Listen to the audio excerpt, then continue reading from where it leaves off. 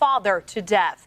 Now his mother is sharing the heartbreaking story. 23-year-old Lamar Manassa Jr. faces manslaughter charges. Police say he got into a fight with his father Saturday afternoon and it escalated quickly. His mother says her son has special needs and is now searching for answers. CBS Detroit's Gino Vici joins us from Detroit with more. Yes, I spoke to Lamar Manassa Jr.'s mother, who, as you can imagine, is devastated. She is now dealing with the loss of her husband, and now her son, who she says is special needs, is charged with killing him. It's so unreal. Priscilla Poole is in shock and disbelief as she searches for answers about what happened Saturday afternoon between her son, 23-year-old Lamar Manassa Jr., and her husband, Lamar Sr., inside their home on University Street near Chandler Park Drive. But when I left, everything was okay. It was fine.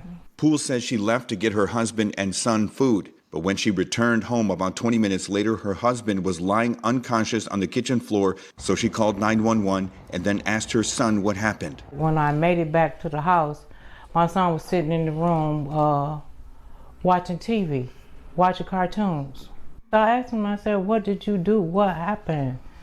And he just looked at me. That's it. Poole says her son is autistic and has never been violent. She also says mentally he's like an 8-year-old. But according to police, the father and son had a fight and Lamar Jr. struck his father. Lamar Sr. died at the scene. Poole says she hasn't been able to talk to her son since he was taken into custody and charged with manslaughter, and says he needs his medication, but she still can't understand why this happened.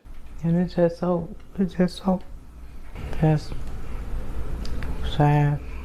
Now, there is a bond hearing scheduled for tomorrow. At some point in the legal process, a mental competency exam will likely be scheduled. Meanwhile, Poole is finalizing funeral arrangements for her late husband. In Detroit, Gino Vici, CBS News, Detroit. Tonight, a mother's heartbreak is on full display as she pleads for her son, who's been arrested and charged with murdering his father. My son needs the help. He don't even need to be in jail. She insists this case is far from straightforward, especially since her son is on the autism spectrum. When the police came, he was sitting on the porch, like nothing ever happened. Lamar Manassa Jr. was arrested over the weekend, and police say their investigation reveals that a fight between him and his father escalated after an argument.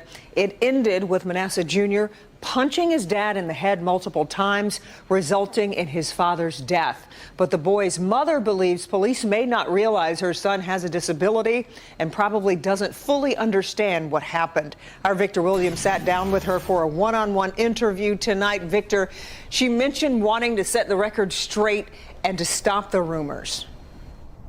Yeah, that's right. And this is just ahead of a bond hearing that's supposed to be happening in just a few hours at the top of Thursday morning. But in the meantime, while everyone's waiting, she wants everyone to know her son is not a monster at all. This is hard on me, my husband, my son, and everything. This is so hard. On Saturday, Priscilla Poole's world was shattered when she came home to find her husband, 53-year-old Lamar Manassa Sr., allegedly killed at the hands of her son, 23-year-old Lamar Manassa Jr. I had just left. I was only gone for like 15 minutes. When I got home, he wasn't in a rage. He wasn't, jumpy or nothing like that. He was just calm, quiet. Right now, it's believed that Lamar Sr. was punched in the head repeatedly at the family home, leading to his death. Lamar Jr. is now being charged with manslaughter, held on a $500,000 bond.